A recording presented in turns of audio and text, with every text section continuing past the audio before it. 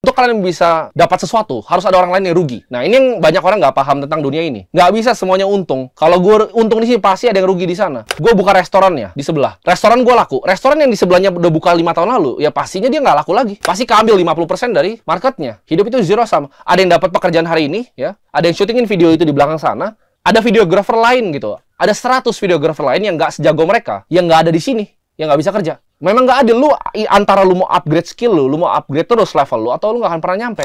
Sekarang, kalian udah tahu bahwa hidup itu tentang tanggung jawab, dan tanggung jawab itu butuh uang. Mengungkap sebuah rahasia, bagaimana Zero Sum Game mengubah cara lo berinvestasi di cryptocurrency. Bayangkan lo sedang duduk di meja permainan poker. Lo merasakan adrenalin yang mengalir saat kartu terakhir dibagikan. Lo menang banyak, menarik semua chip ke arah lo. Namun di sisi lain meja, wajah lawan lo meredup. Mereka telah kehilangan banyak yang lo menangkan. Inilah esensi dari Zero Sum Game. Untuk setiap pemenang, selalu ada yang kalah. Apa yang terjadi jika hidup kita sehari-hari beroperasi dengan cara yang sama? Dalam permainan ini, satu langkah maju lo berarti langkah mundur bagi orang lain. Siapkah lo untuk memahaminya lebih dalam? Apakah itu dengan cryptocurrency? Halo teman-teman garis cuan, di sini gue Ibrahim Ramadan. Gue akan menjelaskan apa itu Zero Sum Game, dan ini penting, simak sampai tuntas. Si gue adalah untuk membawa lo dari kebingungan. Dalam perjalanan ini, kita akan mengeksplorasi berbagai analogi sederhana, mulai dari kue ulang tahun yang dibagi rata hingga permainan catur, dan yang semuanya mencerminkan esensi Zero Sum. Dengan penjelasan yang mudah dipahami, lo akan mampu mengidentifikasi situasi Zero Sum dalam kehidupan sehari-hari dan strategi yang tepat untuk menghadapi mereka. Mari kita mulai petualangan ini dan ubah kebingungan lo menjadi pemahaman yang kuat dan aplikatif. Contoh analoginya yang mudah dimengerti, ya, analogi permainan catur. Dalam permainan catur, hanya ada 2 pemain. Setiap kali salah satu pemain memenangkan permainan, pemain lainnya pasti kalah. Jika kita menghitung hasil dari setiap pemain, jumlah kemenangan dan kekalahan antara kedua pemain selalu akan sama. Satu kemenangan berarti satu kekalahan. Tidak ada situasi di mana kedua pemain menang atau kedua pemain kalah secara bersamaan. Ini adalah Zero Sum, karena keuntungan satu pemain sama persis dengan kerugian pemain lain.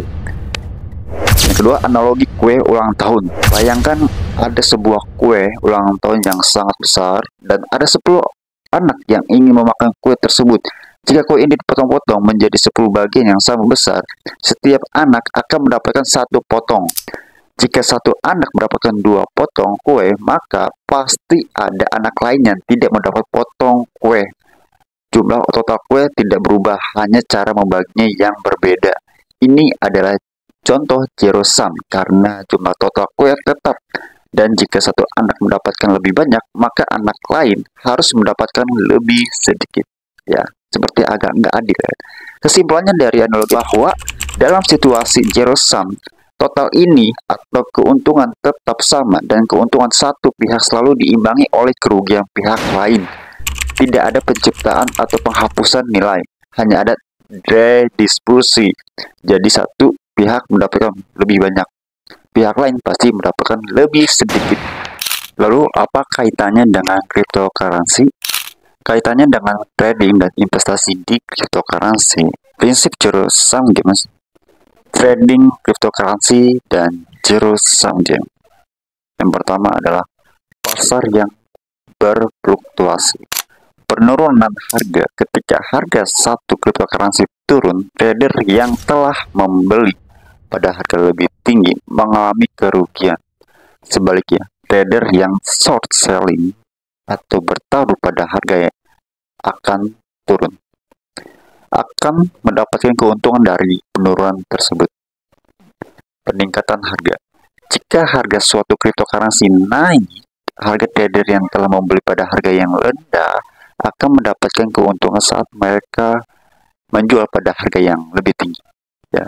Namun, pembeli yang masuk di harga yang pada puncaknya atau di atas pucuknya mungkin akan mengalami kerugian jika harga turun kembali. Ini banyak yang sering terjadi para pemula kripto. beli di pucuk, cut loss akhirnya pas turun. Kedua, keuntungan dan kerugian bersifat relatif. Setiap keuntungan yang diperoleh oleh seorang trader berasal dari kerugian trader lain. Dalam konteks ini, keuntungan satu pihak seringkali terkait langsung dengan kerugian pihak lain. Jadi, dalam trading jangka pendek, pasar kripto dapat dianggap sebagai zero sum game. Nah ini, yang pertama, nilai tambah dan inovasi. Berbeda dengan trading jangka pendek, ya, investasi jangka panjang, cryptocurrency dapat menghasilkan nilai tambah yang nyata melalui adopsi teknologi blockchain, perkembangan proyek, dan peningkatan penggunaan aset digital. Dalam konteks ini, pasar tidak lagi sepenuhnya zero sum karena ada penciptaan nilai baru. Nah, untungnya di situ. Yang kedua, pertumbuhan pasar. Seiring dengan meningkatnya adopsi cryptocurrency secara global, ini pasar secara keseluruhan dapat bertumbuh nilainya. Ini berarti bahwa semua investor bisa mendapatkan keuntungan tanpa harus merugikan investor lainnya, karena ada peningkatan nilai yang mendasarinya. Nah, risiko dan volatilitas. Apa itu? Yang pertama, risiko tinggi. Pasar cryptocurrency terkenal dengan volatilitasnya yang tinggi. Trader dan investor harus siap menghadapi fluktuasi harga yang cepat dan tajam, turun dan naik, yang dapat menghasilkan keuntungan besar maupun kerugian yang signifikan dalam waktu yang sangat singkat. Yang kedua, kebutuhan akan pengetahuan dan strategi. Untuk berhasil dalam trading dan investasi cryptocurrency, pemahaman tentang mekanisme pasar, analisis teknikal, serta fundamental proyek sangat penting. Tanpa strategi yang tepat, lo akan mengalami resiko kerugian yang besar sangat tinggi. Ya. Kita lanjut yang lebih dalam lagi pembahasannya, yaitu karakteristik zero sum game. Jumlah tetap dalam permainan ini, total keuntungan dan kerugian adalah tetap, tidak ada penciptaan atau penghapusan nilai, yang ada hanya distribusi kembali atau pemindahan. Kedua, kompetisi langsung. Karena keuntungan atau satu pihak berarti kerugian pihak lainnya juga. Permainan ini sangat kompetitif dan tidak ada insentif untuk kerjasama. Lalu contoh klasik dari permainan zero sum adalah catur dan poker. Dalam catur, kemenangan satu pemain berarti kekalahan pemain yang lainnya. Dalam poker, uang yang dimenangkan oleh satu pemain berasal dari pemain lain. Lebih dalam lagi kita lanjut pembahasannya, yaitu analisis secara matematis. Secara matematis, permainan zero sum dapat diwakili dalam bentuk matriks pembayaran. Misalnya, dalam permainan dua pemain, jika matriks pembayaran pemain A adalah si Ujang dan matriks pembayaran B adalah si Budi, maka untuk setiap hasil permainan, jika misalnya A menang, maka pembayaran si B pindah ke pihak ke A, yaitu si Ujang. Keuntungan pemain A ini adalah kerugian pemain B, dan sebaliknya juga.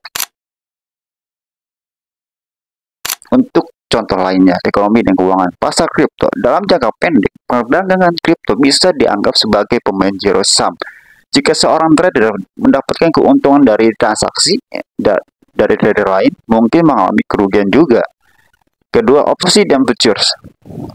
Pasar opsi dan futures juga sering dianggap sebagai pemain zero sum, karena keuntungan yang diperoleh satu pihak adalah kerugian pihak lainnya.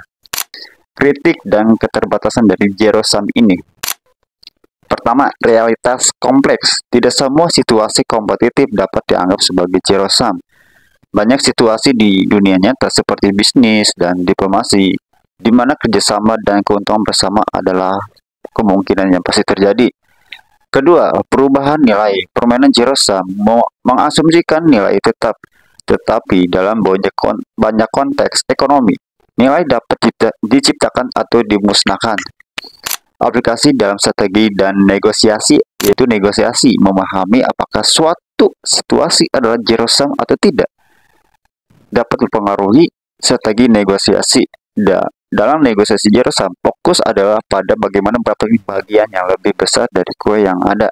Strategi militer dan politik. Konsep zero sum sering digunakan dalam strategi militer dan politik untuk memahami konflik dan aliansi atau kesatuan.